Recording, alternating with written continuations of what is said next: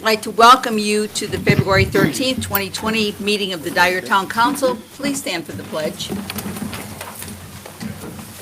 I pledge allegiance to the flag of the United States of America and to the republic for which it stands, one nation under God, indivisible, with liberty and justice for all. Would you please remain standing? Sue Krupa, one of our employees and a person that served on the police commission for a number of years, has passed away, so I ask you to please observe a moment of silence. She served as a police commission, on the police commission from May 1991 through December 1995, 4 years. Police commission, January 2003 to the present, 16 years. And sanitary board, January 1993 to May 2018, almost 25 years. And she will be sorely missed.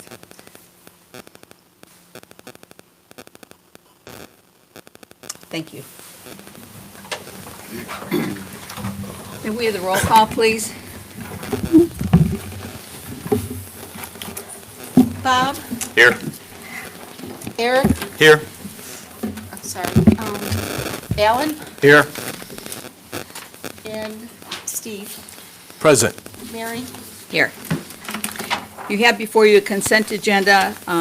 If you'd like to make a motion to approve the consent agenda as presented, that includes the minutes of the January 9th, 2020 Town Council meeting, the minutes of the January 24th, 2020 Town Council meeting, minutes of the January 24th, 2020 Town Council study session, claims totaling $1,152,738.53, intersection of Hart and 81st informational, surety bond, pension secretary, and the proposal for engineering services, Nice Engineering.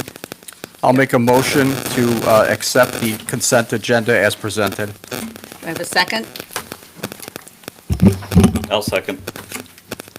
Thank you. Any discussion?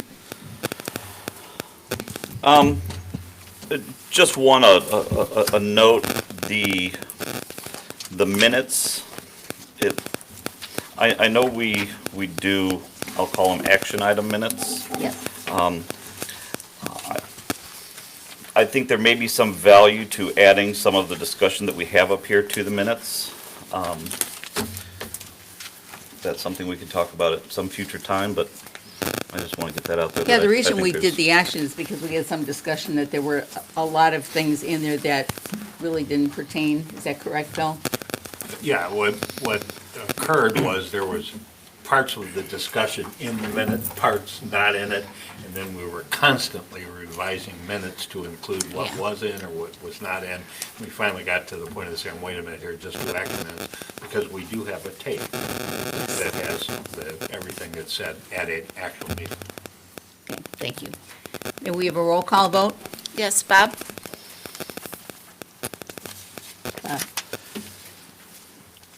Do we want to talk about the intersection of Hart and 81st? Would you like to do that in the town council reports? Sure, we can do Good. that.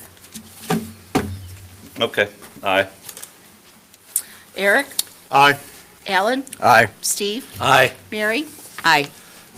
The announcements, town offices will be closed on Monday, January 17th in observance of President's Day. The reports from the town council. Bob? The first thing I want to say, since our last meeting, we've had a couple snow days, and I just wanted to give a thanks to the Public Works folks and the PD and the fire and all our public servants. I saw them today. I see them at 2, 3 in the morning going through, and that's we really appreciate that. So make sure you guys thank your teams. Those are times when everybody else is sleeping, and having you guys out there. Chief Hine, I saw there was a spin out on 30 the other day. It's cold, snowing. You guys were out there, being great public servants. So we appreciate that. I'll call back to the consent agenda. The intersection at Hart and 81st informational. I don't know. If our town manager, do you want to give a quick rundown on what's going on with that, just for the public? Neil and I talked about that this morning. Why don't you let him address it during the road Okay. projects? Sounds good. Alan? Just last police commission meeting is routine business, although with the passing of Mrs. Krupa and the resignation of Mr. Egan, we're down a couple people, and hopefully we can work on that tonight in executive session. Eric?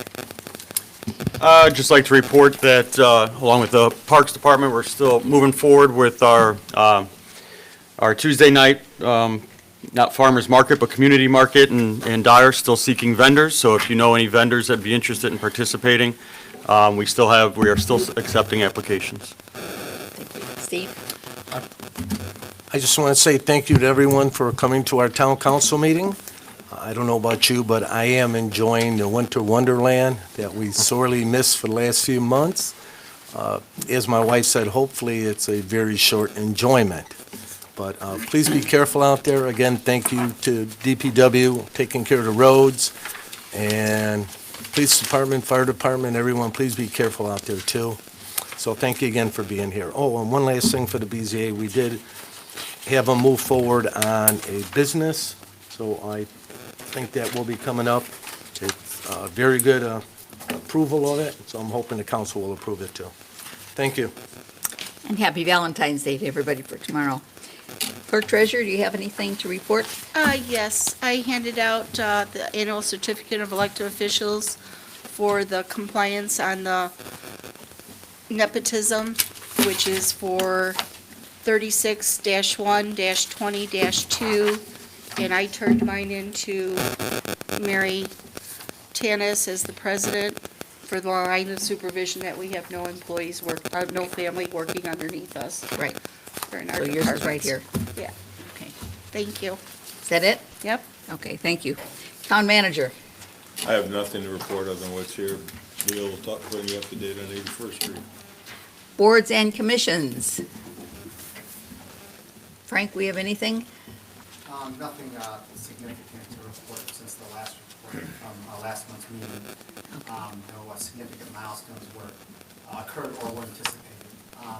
You mentioned our flow year deployment for a comprehensive INI study for performing on the entire sanitary system. We're starting to see data on that, but that information can be looked at. Thank you. Relatively minor things, which the event we're trying to look for. So we can kind of examine the data and calculate those meters to make sure that they're working properly. There's about 17 of these deployed out this week. And then we're also working on our slip lining project. Years, for the package of here. So we've got a lot of data reflecting on that, moving forward with all the other projects that you mentioned last month. But again, some of these are longer term type of initiatives. So, yeah. There's a lot of movement going on at that end of town. Yes, from all different utilities. Yes, yes. Absolutely, there's a lot going on. Always lots going on, especially this year. We've got Yes. a lot of very aggressive projects on there. Yes. All utilities and everything. Thank you. Department heads. Chief? January 2020 report of 741 incidents, 39 arrests, 29 accidents, 209 citations, 399 warnings, 27 orders violated. We have our annual report for you. Several pages. Want to take a look at it in the next couple days and reach out if you have any specific questions. We'll just highlight page 1 inside, just compare 18 to 19, so you can kind of see what kind of year it was. Overall calls were within 400 calls for service, we reached 10,078 calls. Total accidents for the year was 442, offenses 571, tickets written was 2,774. Total traffic stops are 8,510, and the Homeland Security checks 3,170. The rest of the book kind of breaks it down into some detail. Number 2, staffing update. We had one officer return from injury without close to 5 months. Really helped us in his return. 2 officers are currently in training. They should be released within a week, 10 days after solo in a vehicle. 1 officer is in the academy, and 1 officer is writing out retirement time. So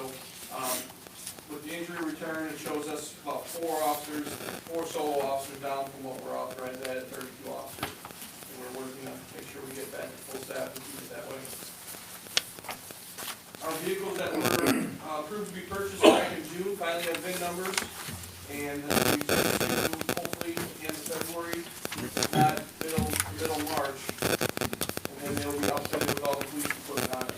I would expect maybe April, first week of April before they hit the streets. And the Turner Police Annual Policeman's Ball is March 14th. Still time to get tickets. Thank you. Pick up tickets at the police department? Police Department or any Turner Police member should have them on there. Okay, and the donation is? There's different rates for a whole table individual. Okay, I don't have it on. just checking. Chief, I was asked if somebody wants to donate prizes to be raffled off, who do they reach out to? Yes, they can drop them at attention of FOP at the police station or contact one of the FOP members directly if they know them, they will arrange for pickup. Okay, thanks. Thank you. Bob, anything from the fire? Okay, thank you. Jeff? We're continuing to work towards our street sign removal, our replacement program. All court signs have been replaced. That's all done. We got the larger signs here for the intersections of the stoplights. So we can up the next 30, 45 days. The west will be closed, and then for the statute supplied to that will be closed signs. We're now in the process of getting stop signs looked at, and they're make sure they're quality, they're okay, sensitive for their, if they need to be changed or not, sizes, and just getting a general thing for all the locations, so just double checking what we have on the GIS. So we're getting that process. I got some street film to crack seal this year, so we'll get some quotes.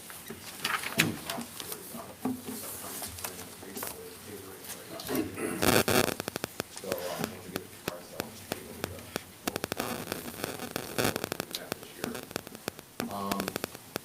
utilities, we're still going through our, I should say it's a comprehensive list of all the projects that we have over the next 5 years that we want to look at. We're going to get a master list of wastewater, water, sanitary, all those projects together on one sheet, so that would kind of see where our next process is.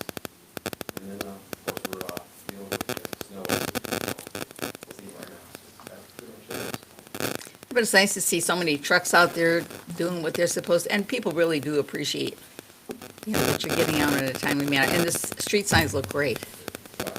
Very nice. We have a few spelling differences we've got to kind of address, yeah. That happens. Mike, Parks? Next week, Friday and Saturday, we have our Ladies Honor Dance. We're going to station is ready. Actually have about 170. Wow. Only for Friday and 300 for Saturday, so it'll be a good time over all together for both those people.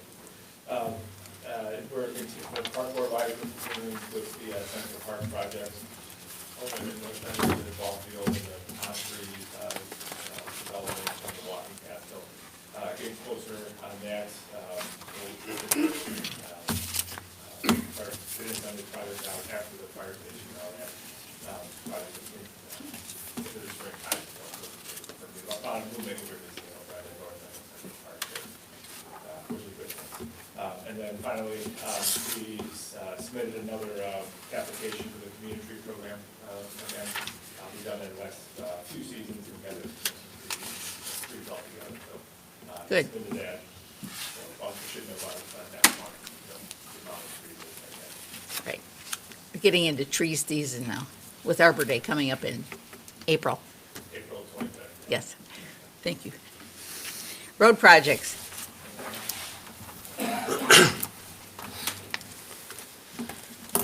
Good evening. Hello. As was mentioned earlier, 81st and Sheffield, we are working with Commissioner Tippy and Wayne Alverson, the county highway engineer. They have taken responsibility for that project. They've contacted NIPSCO, and if I had a schedule of when that would be completed, it'd be wonderful.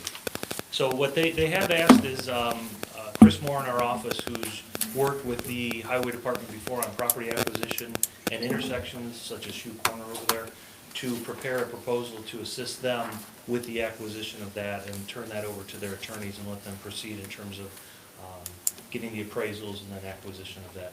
small parcel. It's only about a 20 by 40 triangular piece that we need to be able to perform that widening of the radius to 60 feet. But they are moving forward on the county level.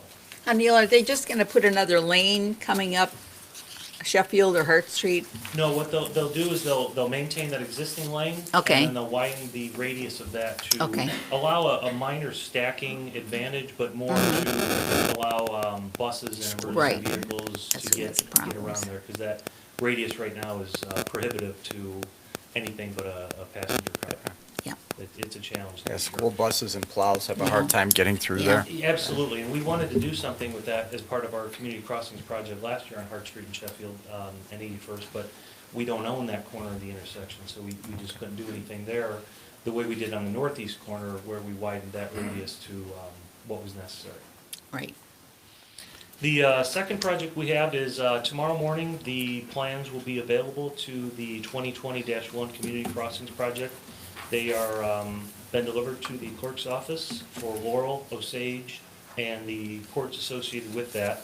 Our application was submitted a couple weeks back for $730,000, which is what's allowable in terms of the street, road, sidewalk that's applicable to community crossings. Obviously, unfortunately, utilities not, but if we can get half of that covered in community crossings, that'd be fantastic. The way that they perform those applications that we've seen in the past will more than likely get answered in late March, early April, and then be able to award that project, which will be a bid report delivered to you at your March 12th meeting, I believe it is. Okay. And we'll have to make an award contingent upon what we receive from community crossings, and that text that Tom and I worked on has been included in the specifications that the award will be made contingent upon that. So that is anticipated, given the way their scheduling works with NDOT and when we're allowed to award. I would estimate that more than likely you'll get the utility work done 2020 and the road work done in spring of 2021. Okay. It's just unfortunately nature of the beast of the way the state works in processing those applications and payments. But if we have a slight delay on the road work, but we're able to receive $730,000, it's a good. But what do they do in the interim then? They just leave it kind of a construction project? I know we ran into that. No, absolutely not. Okay. What we did is we wrote in-house, we rewrote our specs specifically for this instance, and the contractor will be responsible for restoring, paving, and maintaining the trench over the winter Okay. to the current standard that it is right now. Yeah. Yeah, we don't want We've to. run into that. Standard. That you've had. Right. Yeah. Okay. Fair enough. And for the final one, we have the 2019 CCMG. This is again, like we had last year. We had the award last year, but now we're doing the reconstruction on the Northgate area, which is Northgate Drive from Sheffield to Fillmore, Fillmore from Northgate up to Main Street, and then Pierce and 205th, 206 west of Fillmore. And we've been working with Tom's office and the Stormwater Board for the additional infrastructure that they need as part of their master plan, which gives a cost benefit to those boards and commissions to be able to get this work done in a manner that allows their schedule to work with ours. And that's what we have. Any questions? You know, I was reading the other day, is it $120 million are going to roads just in Indiana?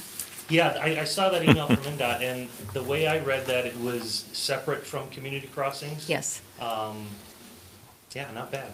But any of the state meetings that you go to, everybody's talking about the road work that's being done, and that's a good thing. Well, that's the direct result of the last gas tax increase. They got a Yes. plan. Yes. Yeah. And they're finally moving Exactly. along and doing stuff. I wanted to add one thing, we're talking about roads, is we opened bids yesterday on Harrison Avenue, which is primarily a storm sewer project, we're just gonna patch the trench in that road. Our estimate was 1.1 million. The bid was 888, so we came in very good. We haven't distributed the cost yet. Thomas is going through the bids, and we should have that done. But Stormwater is gonna run that project. I gave you a memo last month, I believe it was, where I broke down what, we're using some bond issue money for storm, we're using some bond issue money for the streets, and then water and sanitary and storm are putting money. And the reason I say this is, once we get the Osage thing done, we're gonna be in a position to actually know how much money we're gonna have left to do some resurfacing. And we'll have a presentation for you next month that will show you just the streets, as you know, the Paisley ratings go from 1 to 10, 10 being the best or the newest. We're gonna eliminate all the ones that we've got from the original Paisley rating. You'll eventually have more ones as they age, but we're gonna be able to start picking out streets that just need to be resurfaced and hopefully make a dent in some of that stuff this year, that we don't have to start doing underground stuff. It's the underground stuff that slows everything down and makes it so expensive, because you gotta get it designed. That's what you gotta be patient of. Osage first came to my attention in 16 as trying to get it done, and and the problem is it's had to wait its turn. And until Barron's got done and some of the other stuff that we got done and stuff, so now getting Osage done that's probably one of the worst areas we've got left. We've got. It is. Huh? Yeah. Yeah, it's certainly one of the top, it's in that group photograph, but it'll get resolved, and then, storm and sanitary and water are putting all of our stuff together. We'll have a presentation for you next month on where we're at. Yeah, that's a good point on Harrison too, where Stormwater Board was doing the project and we worked with them on what we needed in terms of sanitary and water in the road, just like they did with us on the North Peak Yeah. project and Osage and Laurel as well. So Yeah. it's worked out quite well. Nice to see. So we had to acquire 3 parcels of property for stormwater ponds, so we've already done that. So the 888 is attack another, what is it, 400, Bill, for the 3 houses roughly, so that's A what. little the- less than 4. Yeah, so that's what the total cost of the project is. It's a big improvement. Neil, do we have an update on our everlasting efforts on the bike trail, We or have, acquiring that land from the rail line? I know, we put a lot of effort in, especially you and I. I went to Washington, we reached to the top. What we've done. what have you done? And please provide me the phone number again. I think it's time for me to reach out and touch that would someone. be much appreciated. Okay. I've sent 2 emails out to Mr. Solomon Jackson at Norfolk Southern in the past 5 to 6 weeks. And first email, yeah, we're going to be getting on this, and we'll respond to you in the next 2 weeks with an update and a follow-up email to that subsequent a week later. And I've not heard anything back yet. And I don't want to bug the gentleman, but to a certain degree, I'm okay bugging him if you guys are okay. Yes. Well, I'd be happy to help out in that area. Again, We So- all have our strengths, for sure. what is the drop-dead deadline to get some information on what we're going to do with it as pertaining to the grant money? The next application will be, I believe, in July for a fall award decision. Okay. with, Which is likely then a with Marlowe. spring letting, Yeah. typically. But Tom went to a meeting with Matt Mahalik from our office, and I know there was some NERC representatives there as well, and I think it was more of a discussion, but it's not relative to the Norfolk Southern, which ultimately that's our impediment to moving forward west of where the Cherville-Pensy Trail ended at 41. It's frustrating to be sure. Thank you. Okay, wish I had a better answer. Hey, Thanks so much. Anybody else have any questions? Thank you, Thank you, Neil. Next, we have ordinances and resolutions. Resolution 2020-01, use variance for 1427 Joliet. Resolution approving a use variance for the use of 1427 Joliet Street, Unit A, Dyer, Indiana, to surface treat tooling. I'd like to make a motion to approve resolution number 2020-01, a resolution approving a use variance for the use of 1427 Joliet Street, Unit A, Dyer, Indiana, to surface treat tooling. Did you Second. want to explain anything on that or not? Pardon me? Did you want to explain Well, anything? usually we get a first and second, and then Okay.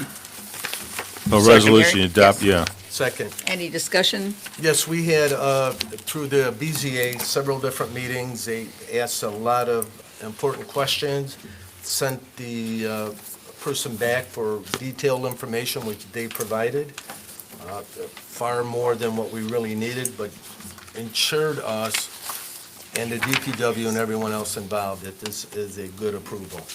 So everybody, and where's Jeff at? We're good? Yeah, so, Okay. Bill, anything to add? The only thing I would add, we had 2 public hearings on this. After the first public hearing, the primary questions that came up, whether there was any pollution going into our systems, whether our sanitary system or into the environment. And our petitioner, who's here tonight, he provided us with a lot of information. It was also run through DPW, as well as Nice Engineering gave an opinion in the matter. And it was determined at the second public hearing that there's no adverse effect to the environment or the town. And I note that it's not attached to the resolution, but maybe in the future, Tom, we can do it, the findings of fact of the BZA. Sure. As it relates to this, because it spells out a little bit of the Okay. detail of that in those findings of fact. But it was a unanimous vote after 2 public Okay. hearings. Any other discussion? Roll call, please. Bob? Aye. Eric? Aye. Alan? Aye. Steve? Aye. Mary? Aye. Next, we have Resolution 2020-02, establishing petty cash fund increase. This is a resolution establishing a petty cash fund for the town of Dyer, Lake County, Indiana. Do you have a motion to approve 2020-02? I'll make a motion that we approve Resolution 2020-02, a resolution establishing a petty cash fund. I'll second the motion. Okay. Any discussion? What were the original amounts and how much are they increased for which areas? They've gone up over the years. Steve, I don't know what the original amounts were.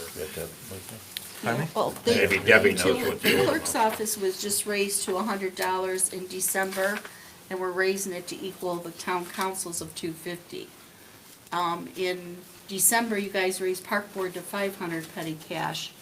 And then the water and the sanitary boards are all gonna be at $100, because they were at 50 and they should be at 100, because you can't expect employees to put money out of their own pocket Yes. and not get reimbursed until the meeting.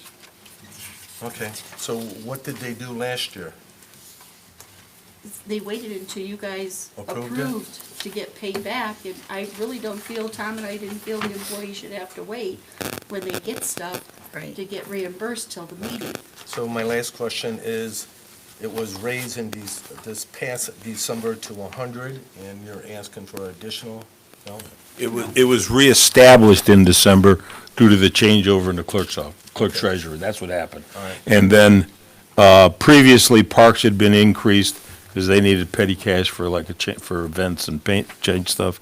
We had increased the town manager, town council office, because of that very problem, taking stuff to get recorded and everything else. So, although sanitary water, wastewater, and stormwater will essentially, Public Works will have a $400 kitty coming from the different funds, because they would then take out which fund it would go for. So that's how it's monitored. Any other questions? Yes, so I'm asking. Yeah. Is this for the clerk treasurer's office, for an example, is this an additional 150? Yes, Yeah, so yes, it Bring it up is. to 250. 250? And that is the typical expenditures from the department with the employees? That's for them to use for small purchases, and problem is you have to replenish your petty cash.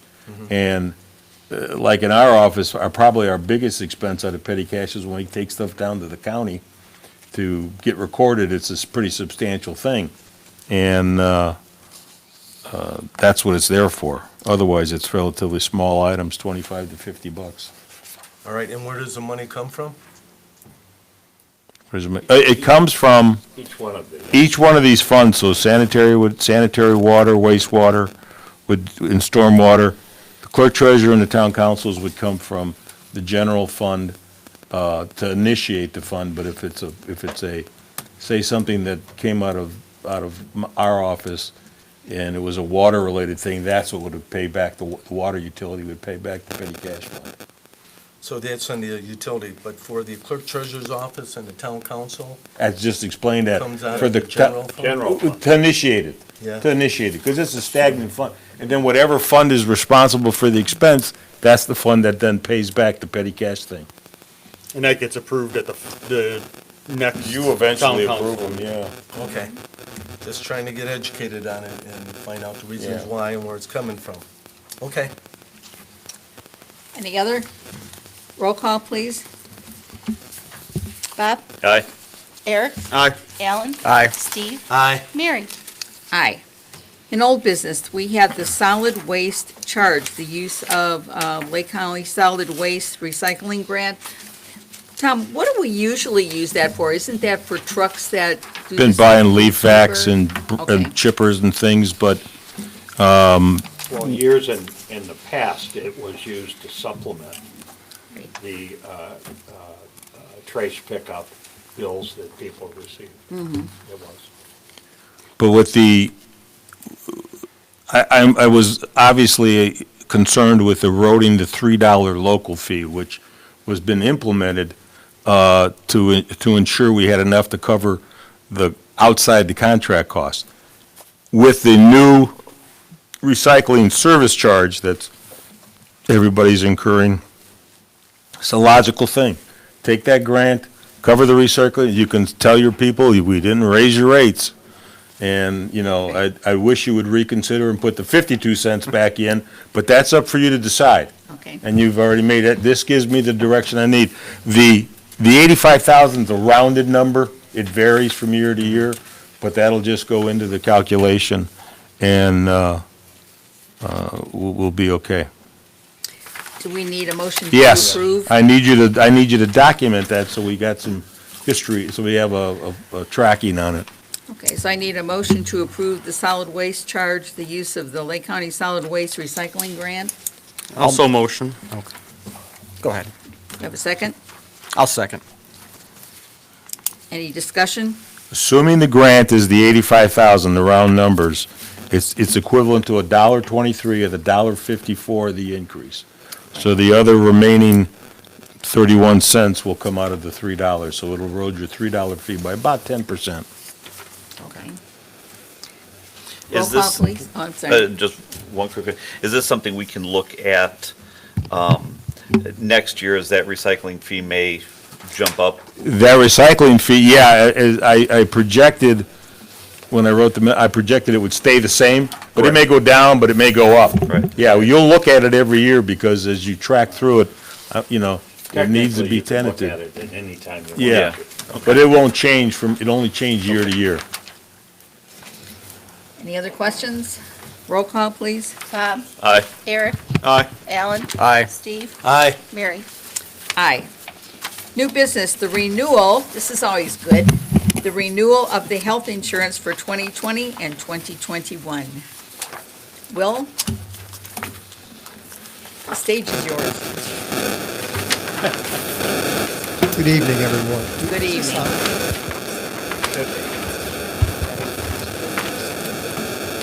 Seems like it was just yesterday, I was doing this previously.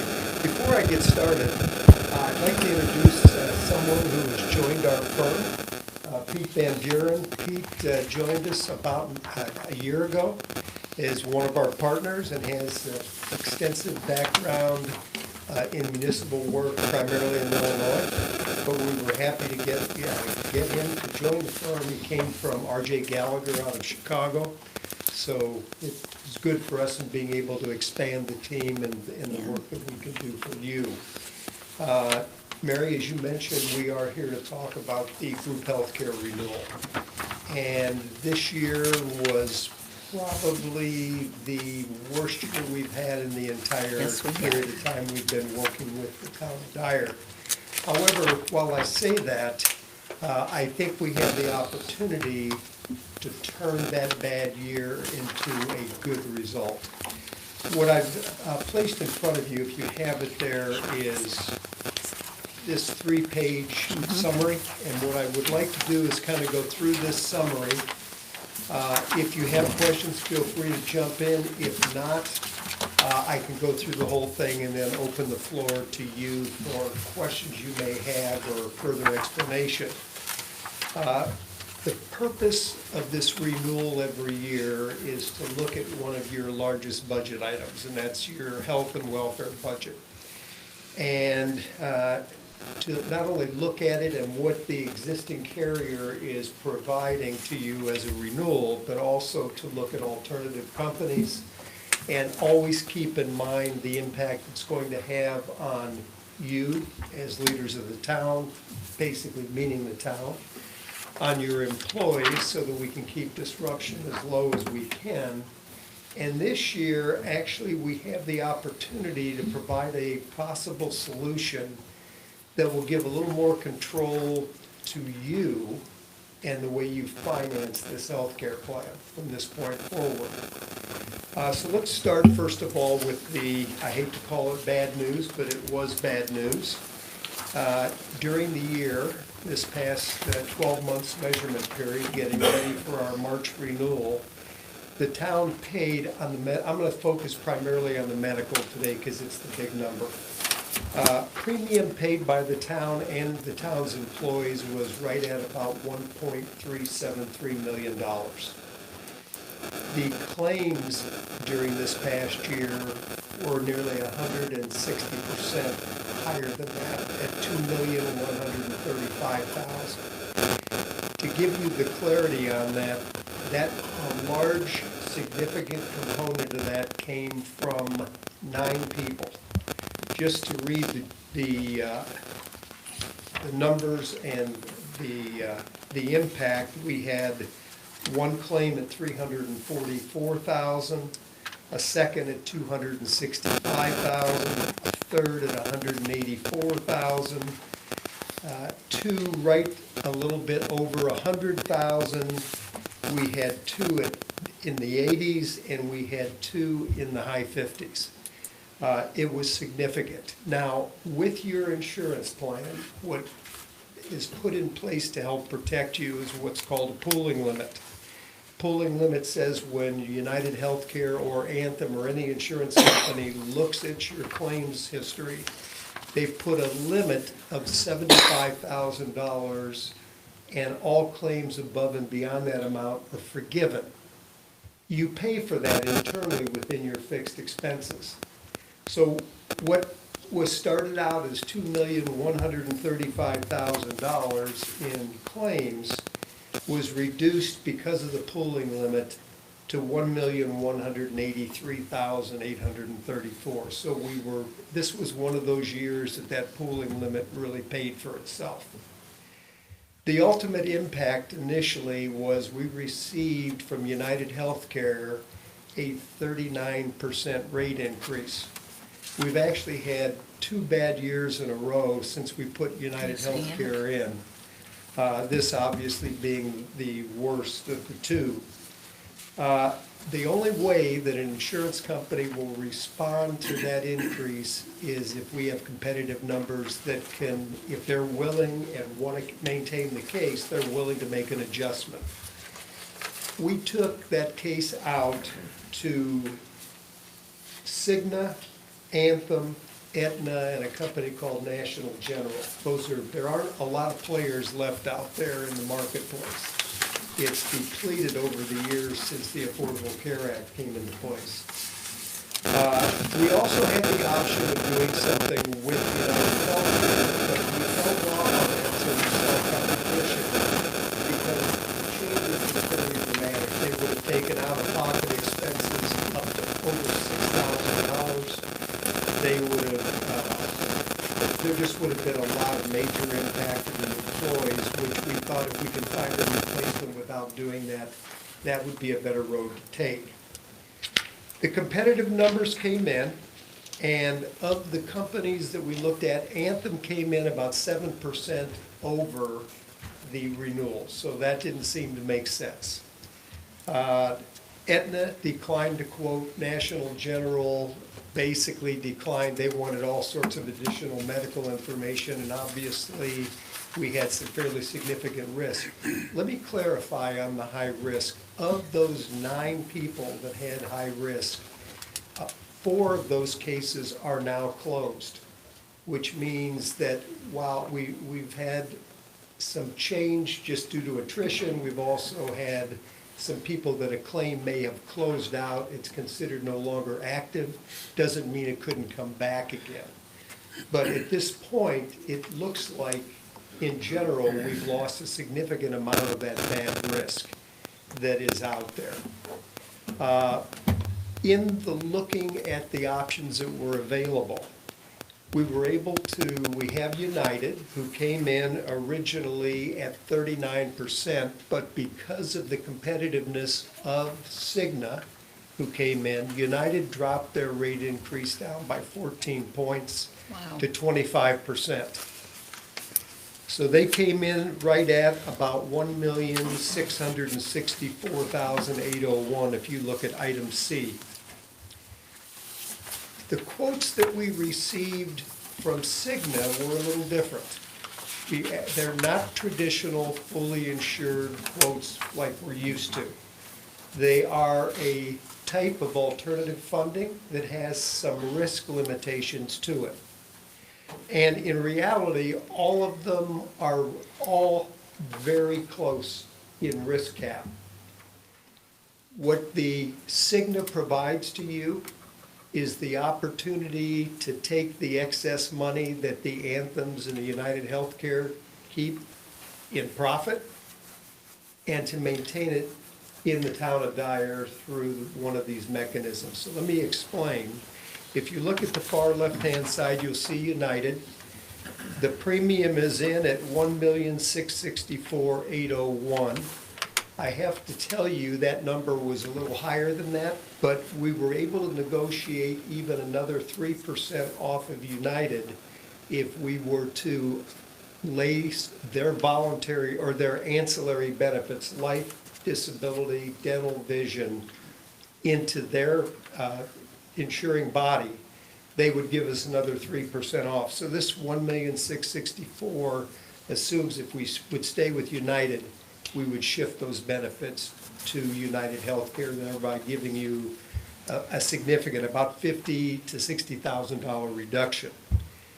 Cigna has provided, so you'll notice the $1,664,000, that's the fixed cost. No matter what happens during the year, if there's no change in employee counts monthly, that's the amount you'll spend over the next 12 months.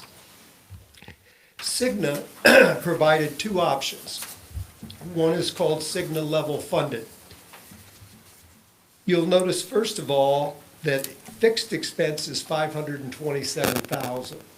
That's for certain what you're going to pay in administrative fees and what it takes to run the plan, buying network access and so forth. The claims cost that they have put in here is $1,105,226 for a total of $1,632,255, very close to United Healthcare, with one significant difference. And that is that if you have a positive cash and a low claim year, Cigna will allow you to take 66 2/3 of that money that you paid, excess, and it will come back to you rather than staying with the insurance company. And the key to this one is that even if you have a year where your claims go through the roof, at the end of the year, you're not going to pay any more than $632,000. So they're very close, but what this option gives you is the opportunity to reap the benefit of a good year. On the right-hand side of that is called Cigna Graded Funding. This is what we would call the old traditional self-insuring type of healthcare plan, but with protections within it to limit your risk. And by the way, on the Cigna Level Funded, just as you have with United Healthcare right now, the pooling limit of $75,000, actually with Cigna, it's $40,000. So that means every claim over 40 is wiped out. That would, had we had that in place, which we had no choice with United, that's just their level, period, Had we had that in place, that would have eliminated a significant amount of this past year's claims, even higher than what we got off of it, which puts you in a better position when they look at the renewal for the next year, because it even lowers the claims further. Under the Cigna graded option, you'll notice first of all that we've got two options here. One is where they expect you to be based on your past utilization, and the other is the absolute maximum risk if the wheels fell off. So expected, your premium would be $465,000. Your claims exposure would be about $921,000 for a total of $1,386,000. And if you just said at the end of the year, we want to quit, you'd have to put on deposit $126,000 to pay off the rest of the balance of the claims, and your total exposure in the first year would be $1,512,000. If you had a horrid year like we had this year potentially, that maximum column shows you that the risk to you at the highest would be $1,763,000, about $100,000 higher. With that, I just want to remind everyone some of you weren't here when we did it, we went to United, but the decision was made at that time to begin to fund what we would call a cash stability fund, to enable you to have reserves if something went out of whack.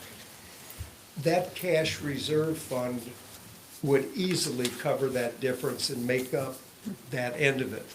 So what we've got, if we look down to the section below where it says risk protection, number one, under the graded plan only, in the very first month, there is no premium payment made whatsoever. You only pay 11 months worth of premium. So you're automatically given the opportunity to begin to reserve in that first month. You pay it into the fund, but they're not going to draw any of it out. Number two, all claims over $40,000 are paid by Cigna immediately. That means if you've got a person with $1 million claim, the first 40 will go through the system. And the second it hits 40,000 and they're drawing that from you, it stops and Cigna pays all those claims from that point forward. Three, there is a maximum. If you had one of those years where you had 30 people have major claims, there's a maximum that you as a group will be limited to, and it's that maximum column there. Four, we would finally have access to what we would call in our industry viable reporting mechanisms. We actually get monthly reports from Cigna that would identify, not by name, the people who are using it, but where the dollars are being used, how much you paid in claims for prescription drugs, what they were paid for, which gives us the ability to better manage your account by being able to identify areas that we can attack with other strategies. As I mentioned, Cigna acts as the bank for all claims. The process is that you would pay a premium monthly to Cigna. Cigna will tap your account up to the maximum per month, which is like being fully insured basically, and not exceed that in any one month. Cigna's level funded plan, as I mentioned, just summarizing, would refund back to you 66 2/3 of any excess after the end of the plan year and all the claims have run through. The graded funding will return 100% of any yearly surplus. And of course, Dyer has the reserve fund, which has in excess of about $600,000, I believe. That's correct. Cigna will provide the town of Dyer also with an additional $4,000 of available monies to be used for wellness ventures that you may decide to do here.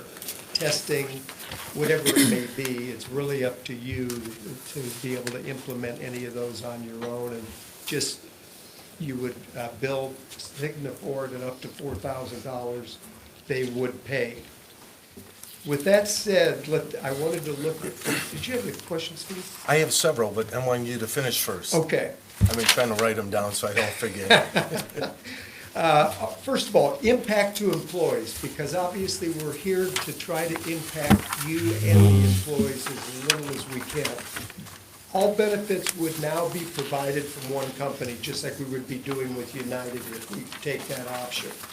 And that would be with Cigna. So your medical, dental, vision, life, and disability coverage would all be with Cigna. 2, benefits are on the same level of deductible, co-pays, co-insurance, and out-of-pockets. We can never say that the plans are exactly the same, but in those categories, the deductibles are the same 3 options, 500, 1,000, and 3,000 on the high deductible. The co-insurance after the deductibles met is the same on all the plans. The co-pays for office visits and drugs have been matched. And those are what most people see as obvious. We're also would be, go ahead. Well, talk about the networks. Under the old plan, we had 2 choices. If you had to need specialized hospitals in Chicago, you had one choice, which is a little bit more. Right. This is an open access, everybody's included, so that's another benefit to the Cigna plan. Yeah, and as Tom mentioned, with United Healthcare, in order to help put some control mechanisms in there, we had two networks, basically, the core network, which originally, when we put it in place, didn't include University of Chicago, Northwestern, and Lurie Children's Hospital. Gradually, 2 of those moved over and they became Choice Plus, but we still were losing out on University of Chicago. With this Cigna Open Access Network, every hospital in Northwest Indiana and every hospital in Chicago, the major ones that you would be concerned about, Loyola, Rush, University of Chicago, Northwestern, and so forth, Lurie, they're all in that network. There may be some slight variations on individual provider physicians because they all contract differently. In addition to that, from a benefit standpoint, one of the disruptions we typically see when we make a move like this, if you were to decide to do that, is the prescription drug list for each insurance company, what they are typically not duplicated. So you could have a person right now who's paying a $30 copay for a brand name approved drug, that it might become a $50 copay. Or it might be a 50 and drop to a 30. We just don't know because we don't know the actual drugs being used. One of the interesting things, as I mentioned, was that with our being able to get access to data, we can actually find that information from the insurance company, the types of drugs and the names that are being taken, so it gives us better decision-making ability. Also, the rates may be more controllable due to the funding options and surplus dollars from unused claims bank. So as you would look at this normally, you'd say, boy, they're awfully close. Does it make sense to do anything with it?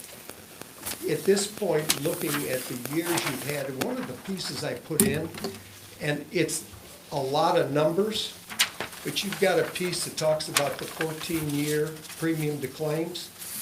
It validates, typically, we had incredible experience in the 50 and 60% premium to claims for years. And then you had the last 2 years some real bump ups. So it shows the volatility of claims and how you can take advantage of a good year, but if you have a bad year, you've got caps in there that are within the plan. So from the employee standpoint, I think we've got mostly positives there. The impact of the town, number one, we would be moving from one top-line company to another. Cigna is a highly rated insurance company, good systems and good services and networks. You've got the funding options and opportunities. You do have the cash stabilization fund to protect the reserve and provide you flexibility. And then you have, I think one of the most important things is we know that the limit, even in a catastrophic risk, is capped at $40,000. That's good news. And then monthly claims information provided for plan management and flexibility, because you've got 3 different plans for people to move between. So with that said, which was a lot in a couple of minutes, Steve, you had the couple of questions you wrote down. Well, I did, but you answered several of them as you continued on, so I thank you for that. A couple obvious questions I wanted to ask was there any change in local providers? Meaning the family doctors, is there? I can't tell you specifically, but the major carriers, this is kind of a sidebar answer, but we have relationships, and I meet from time to time with the CEOs from Community System, from Franciscan, and from Methodist. And I'll always ask their network contracting people, so is Anthem really the lowest on this, or United? And they go, it's, one time they're here, the next time they're down, it's all over the place, but in regards to network providers, they are the ones that are in United, I can't tell you 100% of them are gonna be there, but it's a pretty good match, and we haven't had any disruption with anybody else we've moved them to. Yeah, I can tell you from my experience, just using United as an example, they have so many different plan levels that they sell to people that a doctor friend of mine says, find out the name of the PPO level that it is, because how he values them, he's an orthopedic guy, and he looks at a specific procedure, and he sees how much they're willing to pay him for that. So he says to me, oh, you got a good one, because they really put the screws to me. So his point was, it was in all these different plans. It's kind of like you hear about the gold, silver, bronze and all that. Yeah. Well, we're talking multitudes of plans from a PPO and stuff like that. And in a lot of cases, I would be shocked if somebody's doctor doesn't fall into one of these big networks. And typically, what's happened is I used to have a private PPO operation in my self-funded plan, and we set it up so if the doctor, here's the PPO guy's number, set them up. They worked on the contract, and they all work off the DRGs of the Medicare and stuff like that to get their benefits. So I think employees, the formulary is the only thing, and the formulary, my Medicare supplement, my formulary changes from year to year. You know, and it may drop a drug or something like that, because they all work on what rebates they're getting from the drug companies and stuff like that. But, you know, you're going from the tier 1 to tier 2 to the tier 3. You want to be in tier 1, which is the generics. And there's so many multitudes of those. And a lot of times you go to the pharmacy, and the pharmacy will say, there's a cheaper alternative, go talk to your doctor, or they'll call the doctor back. And most of the time you can get it switched around, so. I think this is a good move personally. I've been doing self-funded since 1977 to 2014, and I've always worked with a plan where you had the specific stop loss, which in this case is the 40,000, and that varied as we moved as the plan matured. This is a very good level. And then you have an aggregate stop loss, which protects the whole fund. So this puts us in a good position. The whole reason for building up that cash stabilization fund is to be able to, it gets us to a point now, we've got our reserves fully funded, and now we can stop putting pressure on the budgets for the bigger increases and stuff. And I'm hoping that, you know, we can get these increases down to the typical 10% that's out there in the market and do stuff. I mean, the fact that we had zeros was pretty amazing, but it all runs out. You know, and you're still over the time period, we're still well below the national average. We just had you just remember the last couple of bad years, but overall, we've had a pretty good experience since, 2005. You know, Tom, we're talking about the funding mechanism. When we met with the rep from Cigna, he went through a long and lengthy discussion. I mean, all of the insurance carriers have medical management programs in place, but they had some fairly unique ones that were available. One of the reasons they like having the dental associated with the medical is because they feed off of each other information-wise in their systems, and they can actually, they've got a bonus in there for, I think it was for pregnant women and a list of other medical conditions. If they identify them as having one specific medical condition, they go 100% payment on those on these services for dental in order to keep their teeth healthy, primarily, I think it was maternity. Yeah. A birth. So there are a number of interactive programs they have. So I think it goes more, the financial mechanism is one thing. It's the ability to then be able to get the data so we can actually see what's happening. And then they have, with some of their systems, a way to manage it internally within their programming, so. One of our problems has been, we're a small group. We're under 100, and that's the magic threshold between the data you can get. The fact that Cigna's given this the same kind of data, maybe not the same as a 5,000 life group, but certainly a group of 200 or 300. We're getting good data, and from that, we can make better predictions, and more importantly, we can better educate and help employees make smart decisions as to what they're doing. One thing historically too was originally, when we came on board working with the town was self-insured with Anthem. And what happened, Anthem had a threshold that said, if you drop below 100 lives, we will not self-fund any longer, and they pushed us to the fully insured platform. It worked out well. We had 5 or 6 years with no rate changes whatsoever. But it was self-funded, and during those 5 or 6 years, when the history was really good, the profit was going to Anthem, not as it had been previously, staying with the town, so. Any other question? Oh, go ahead. Yes, would our employees that be credited for their deductibles? Yes, good, great Okay. question. Deductibles and out-of-pockets. Okay. So if we make the move, everything is credited right over to everybody. Okay. They start off basically where they are at the end of the Okay. month. And as far as the different Cigna packages, the level funded, graded funding, can you make a switch between those during the insurance year? No. Not during the year, but you could, as an example, you could start with the level funded and test the waters and then move over. Okay. But you've actually got more opportunity to put money into the bank for the town by using the graded funding. Yeah. Okay. That's kind of a protected way to do it, though, would be with the level. The graded funding is in my opinion, having done this for a long time, that's a smart move for us. We're protected. We've got our reserves built up ahead of time, so we're good. I think this will make a significant difference in the long run. Any other questions? Will under the expected grading, that 126,000 that's in the red, you said that's if you choose to, after 1 year or after 2 years, you choose? In the level funding, you mean? Yeah. Yeah, what it means is, if you had a good year, and you just say, why you would do it is beyond me, but if you had a good year, you still would have to fund for the reserve to the maximum on there. I'm sorry, you're right, on the graded. It is on the grade. Yeah. Yeah, But, go ahead, I'm sorry. yeah, so it would be a matter of saying, we had a great year, but you know what, we just aren't happy with this, we want to go back to fully insured. You'd know what your risk is at that point in time. You keep rolling that reserve over year after year.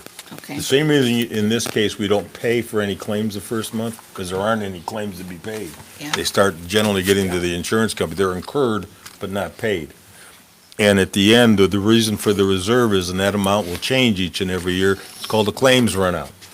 And it's a factor they take into account, and you should have that much money. So if we decided we're pulling the trigger, we're still gonna be paying claims out for So 2 to 3 months. So that's- in 10 years, if that Yeah. total cost per month is 200,000, We'll that's have what you would that have to every year. pay to walk away. To walk Yeah. away. Whatever the Yeah. monthly And fee that's is. one of the beauties that most people do not have, that Yeah. you've set in place, is that reserve fund that exists there.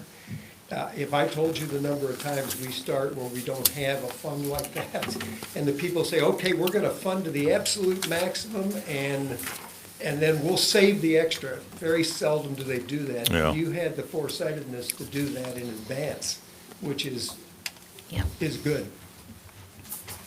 Any other questions? Yes. Oh, did you have? No, go ahead. Go ahead. No, go I ahead. had a couple of them. Go for it. Thank you. Tom touched on it a little bit, but the prescription drugs, I understand that the name of the drug, formulary, non-formulary, and the generic varieties may differ slightly. What about the maintenance program within the prescription? Talking about the, benefit? like, 90-day? Yes. Yeah, Oh. that's available under the Yeah. program too. 2.5, I think it's 2.5 times the copay. So if it's a $10 copay, it would be 25 for 90 days. Yeah, that's all part of the copay benefits and stuff. It's where the drugs fall, and very seldom do you have an employee. We have a few employees that are at the high end in terms of taking very specific kinds of drugs that are not covered under anybody's formulary, and they're large expenses. But for the most part, for any disease or treatment level, there's a ton of generics that the doctor can prescribe, and then they're all linked to the brand name stuff. And Yeah, in fact, the statistical numbers are that roughly 85% to 85 to 87% of all drugs that are prescribed are generic. Yeah. But they only make up 15 to 20% of the whole cost of the health plan.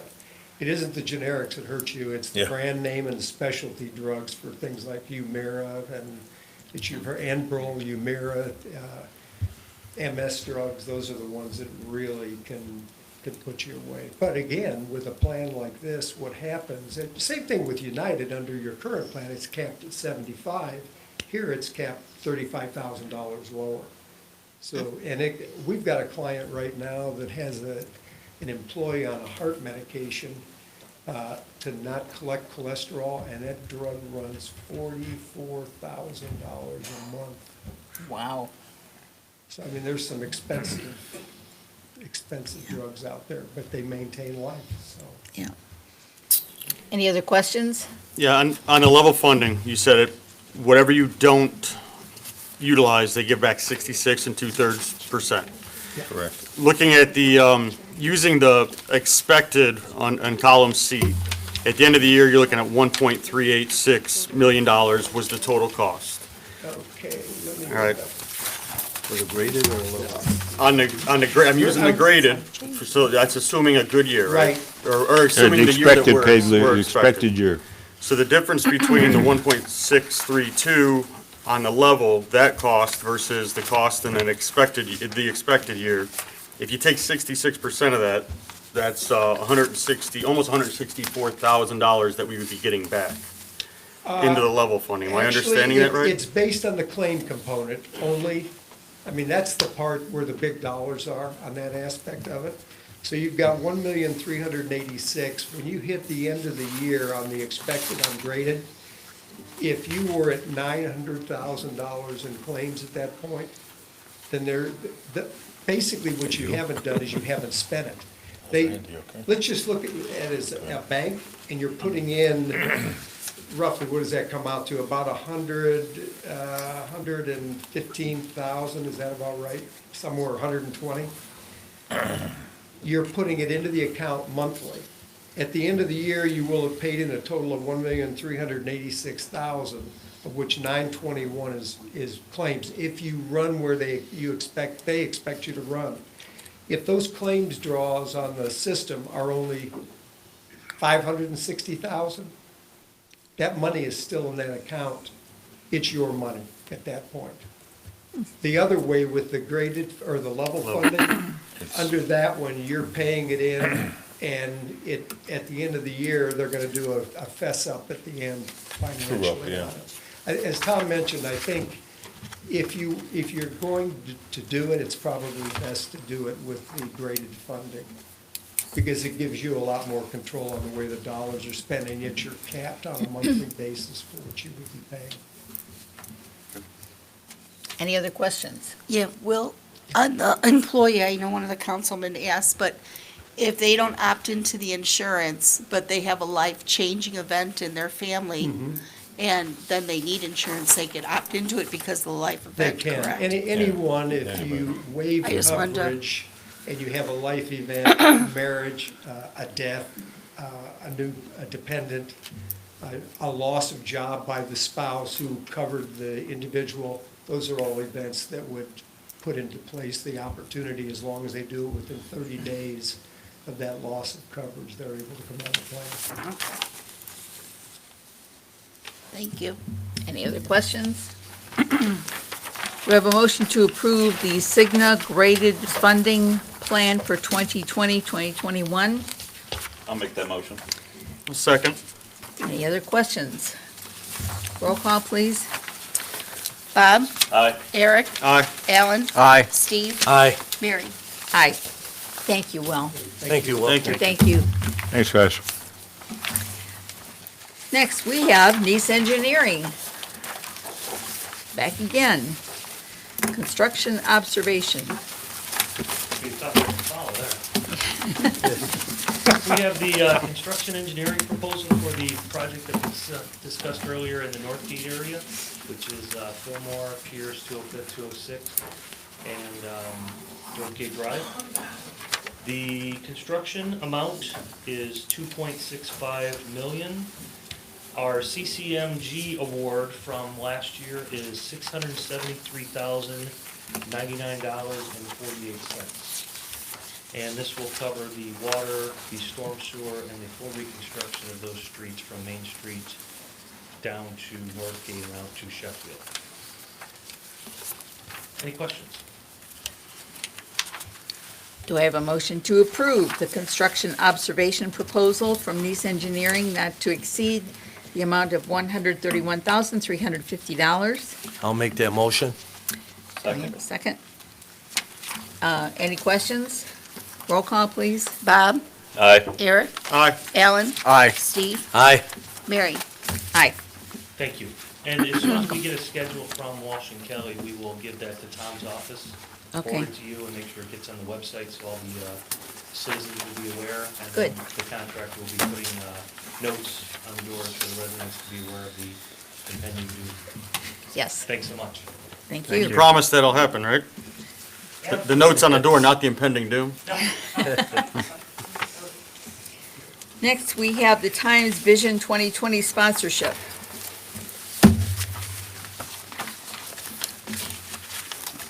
The question is, do you want to do it? We did it last year. I think we've done it in the past. Last year, it was called The Grass is Greener or something, or it was the theme of the thing. This is a series of publications in the Times on Sundays. And it's a request for sponsorships, and as part of that sponsorship, we get significant benefits editorials, full-page ads. Last year, we took out, in our two advertisements, we took out one for Summerfest that listed everything as a full-page ad. The other one was all the big major park activities from that time period going through the fall. We used that. Then we had stories that we wrote. If we're going to do it this year, we're on a kind of a tight deadline, but we would pump up what we're doing with the comp plan, get that out there, would be able to get the notice of the 16th, the April meeting, and kind of get some of those things out there. It's a good way to promote the town, I think. I agree. And I think it's got value to it. They'll be doing the artwork for the ads and other kind of stuff. They send a writer in to help us do the stuff, and it's worked out. We spent $6,000 last year on what they call the municipal expense. If you look flip the page over, you got the two inside pages. For $10,000, $4,000 more, you have a choice of some other options. That you pick 6 of those. I think there's 12 total. So you can pick 6 of those for how you want to do it. I think either option's good. The 6,000, I think, gives us enough coverage.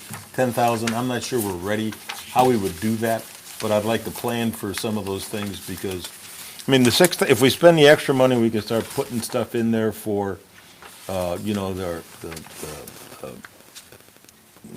community market and the concerts and all that kind of stuff. Yeah, as it becomes more timely is my thought. And particularly when you get on some of the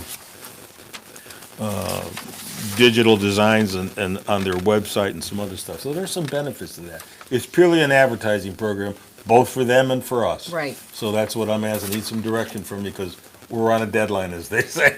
So you're telling me that there's a 10,000 and there's a 6,000. You are recommending the 6,000. Well, I said we can get by with the 6, but I think the 10 will give you a lot more service. I think we Okay. can get a lot more out of it. I don't think it'd be a waste of $4,000. I know people really do appreciate that, too. Yeah, I'd like to make a motion for the $10,000 option. I believe it's, what, everything we have going on with the new comp plan. Yes, I would And agree. all the different departments that we have. Yeah. I have a second. I'll second it. Okay. Any discussion? Roll call, please. Go ahead. Go ahead. I'll let you I'm go sorry. first. I think that we're always competing with other communities to attract new residents, to attract businesses. I think this is an excellent way to do this. Makes us look good. Yes, it's another avenue for communications. Yep. I know our Yes. citizens are always looking for additional communications. The only thing I'm confused now is on which of the 6 items to We pick. got time to pick. I don't think I Okay. have to decide that tonight. You said we're sort of on a deadline. Well, we're on a deadline for getting stories out and stuff Okay. like that, but I think do we're like okay the with additional everything else. options. I really do. All But of the I above? tell you what I would appreciate from you is look through those 12, give me some thoughts of which 1, 2, or 3, or 6 you'd like, and we'll see what we got, I mean, if the idea is to attract new residents or new businesses, wouldn't we be better off putting some type of advertising in the Daily Southtown, target the southwest suburbs? You can do all the advertising you want. We used to spend a lot of money in Crane Chicago business for economic development purposes and stuff like that. And after a while, I figured out that that was a paper that came out, I think, every week or bi-weekly. I can't remember what it was. I remember it was a big tabloid, full color and all that. We took special ads out in their special editions that tended to stay on somebody's coffee table for several weeks. They had a book of lists and some other kinds of things. The ads cost a little bit more money. We had a great ad, and it was interesting. It ended up driving the residential market, not the business market, because the business people they already knew it. But then they started seeing we had pictures of houses and different things, and Yeah. they said, why does a small businessman want to move to somewhere? Sure. He or she wants to live there. And that's what's one of the key factors in everything else. And, but the Southtown is a different thing. I don't know if we're ready to do anything like that. We're getting people. Right. You know, I know, but This is more or less to keep your residents informed as what's going on and do those kinds of things, which is another part.